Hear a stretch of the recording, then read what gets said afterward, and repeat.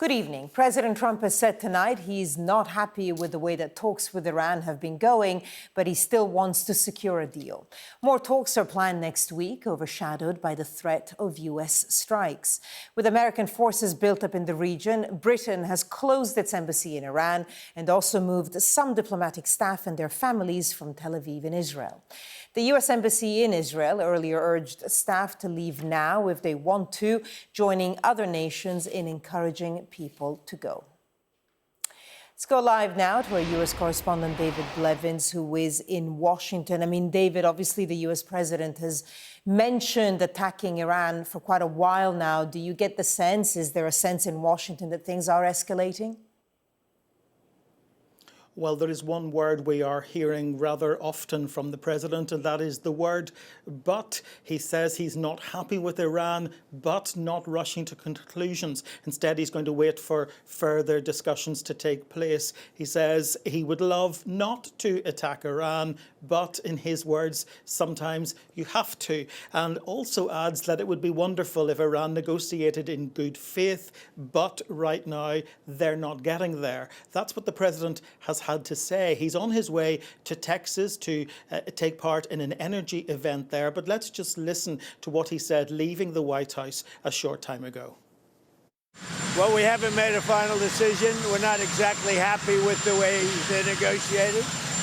They cannot have nuclear weapons, and we're not thrilled with the way they're negotiating, so we'll see how it all works. I guess you could say there's always a risk. You know, when there's war, there's a risk in anything, both good and bad. We've had tremendous luck with myself, Soleimani, al-Baghdadi. Everything's worked out, and then we do the Midnight Hammer and so many others. Everything's worked out, and we want to keep it that way, but we're going to see. Look, it'd be wonderful if they'd negotiate really in good conscience, good faith and conscience, but they are not getting there.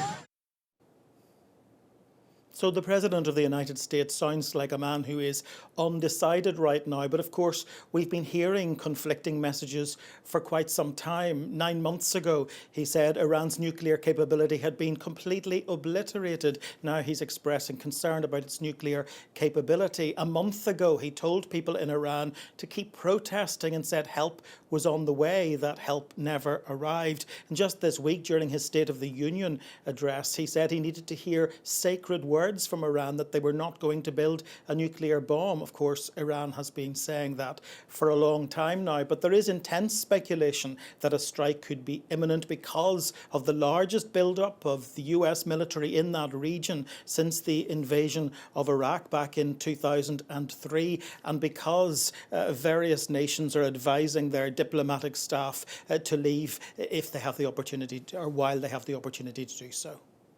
David Blevins with the latest from Washington. David, thank you.